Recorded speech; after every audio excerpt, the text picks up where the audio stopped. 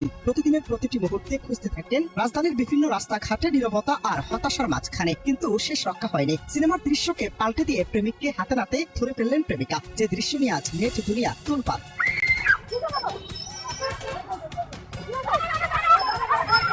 সোমবার 26 আগস্ট দুপুরে এই নাটকীয় ঘটনা সিনেমার মতো দৃশ্যে পরিণত হয়। রিকশা চড়ে রাজধানীর বঙ্গভবন এলাকায় যাচ্ছিলেন প্রেমিকা। হঠাৎই চোখে পড়লো তার প্রেমিক। মুহূর্তেই তিনি রিকশা থেকে ঝাঁপিয়ে পড়ে প্রেমিককে ধরার জন্য ছুটলেন। পুরো দৃশ্য যেন কোনো অ্যাকশন সিনেমার মতো। দৌড়, পালানোর চেষ্টা আর অব্যাহত একটানা ধাওয়া।